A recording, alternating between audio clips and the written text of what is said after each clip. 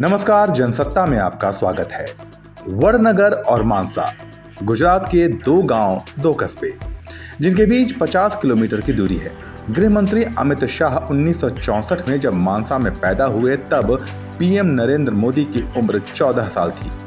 यह वही साल था जब कांग्रेस के तत्कालीन केंद्रीय गृह मंत्री जीएल नंदा ने 1 साल के अंदर जम्मू कश्मीर से धारा 370 खत्म करने का वादा किया था।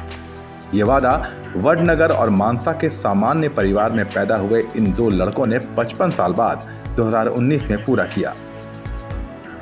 मोदी शाह की इस जोड़ी की दुनिया भले ही दीवानी हो, मगर इन दोनों के गांव वालों पर इस बात का कुछ खास असर नहीं है।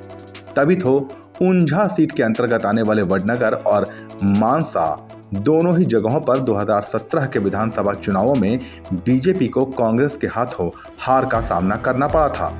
यह हार भगवा ब्रिगेड के लिए जोर का झटका थी, क्योंकि वडनगर की पहचान नरेंद्र मोदी और मानसा की पहचान अमित शाह के नाम से होती है।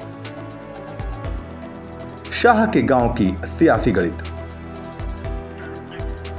अमित शाह के इलाके मानसा में बीजेपी 2017 ही नहीं 2012 का चुनाव भी हार चुकी है। राजनीतिक पंडितों की माने तो इसकी वजह बीजेपी के हार्डकोर पाटीदार वोटों में बंटवारा है।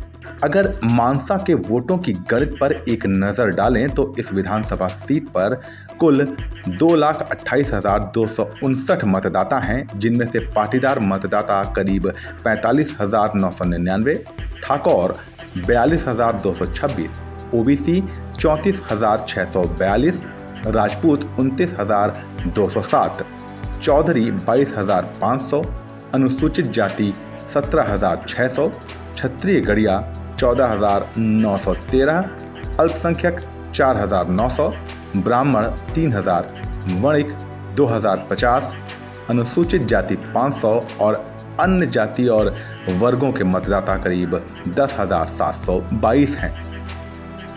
ऐसे में हर पार्टी की कोशिश होती है कि पाटीदार और ठाकुर वोट एक तरफ गिर जाएं, क्योंकि ये दोनों ही कम्युनिटी एक साथ आकर किसी भी कैंडिडेट को जिता और हरवा सकती हैं।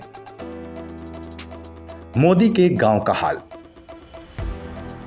1998, 2000 और 2007 के विधानसभा चुनावों में मानसा सीट पर बीजेपी का कब्जा था, मगर 2012 और 2017 में कांग्रेस ने भगवा किला कब्जा लिया।